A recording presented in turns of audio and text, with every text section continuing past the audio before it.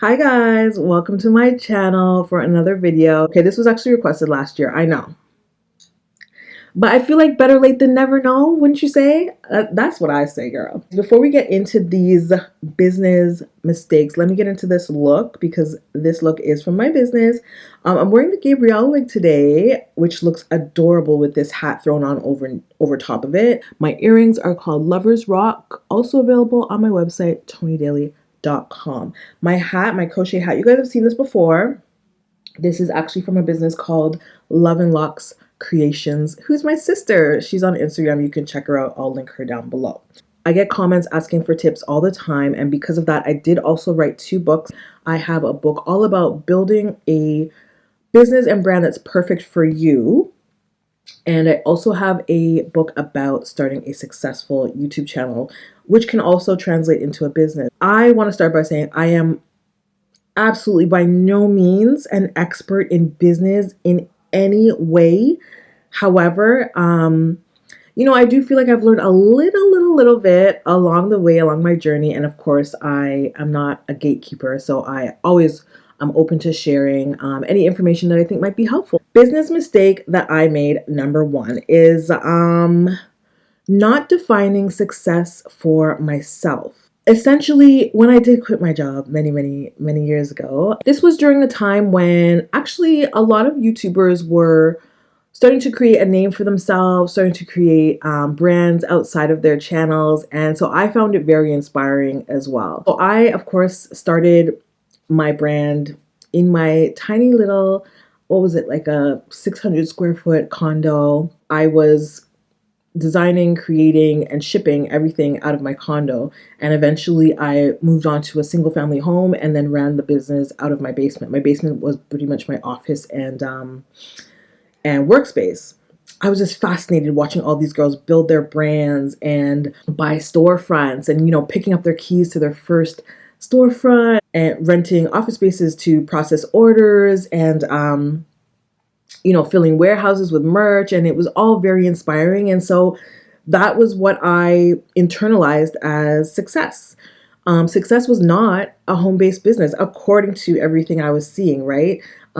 Graduating from a home-based business, moving out of your basement and into a storefront, into a warehouse, into expanding into a huge office space was success. And of course, as you guys know, my business is still in my basement. This is my fourth move, fourth home since the tiny condo that I had. And in all moves, I've run my business out of the basement. Now that I've been in it for a few years, I realized that rolling out of my bed and directly falling into my office chair is my idea of success. So for that reason, I think it's very important to define success early on in order to stay on your path, because I spent a lot of time and energy, building towards or trying to reach a different path, or even just energy thought-wise, you know what I mean? With self-doubt and negative talk, because I just didn't realize that what I had was already my idea of success. Number 2, another mistake I made. Okay. So I'm a jack of all trades. It is something that I actually pride myself on. I'm a one-woman show. I design, create my merch, do my own customer service. I do my own bookkeeping. I create my own content. I am my own social media manager. I do it all, girl. I do it all. And while there is nothing wrong with that, there's also nothing wrong with acknowledging that you need help or asking for help. Although I am a jack of all trades, I'm definitely not a pro at everything. And so once in a while, it's okay to delegate. It's okay to offload and use outside resources. I now do it a lot.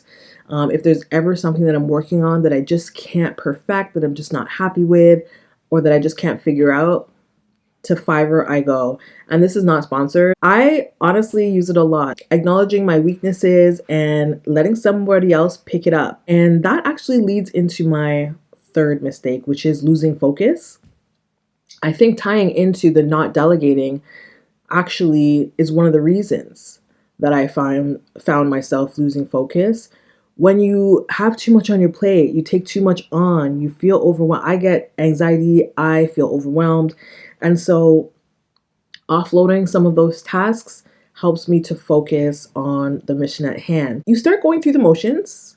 You know what I mean? You get up at a certain time, go downstairs, make your coffee, sit in front of your computer, laptop, answer emails, and you're so used to this specific routine that you almost forget or you lose focus on what the mission was. Like, what made you start this whole journey business in the beginning? What made you passionate about it?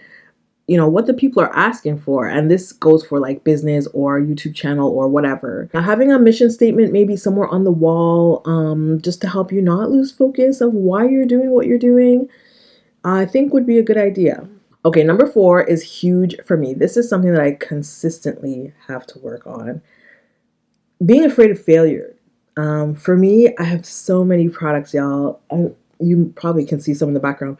So many products, ideas that I'm sitting on that I am terrified of launching. Why? I don't know. I guess I'm just an artist and I'm sensitive about my shit, but you know, I've launched products before and bombed.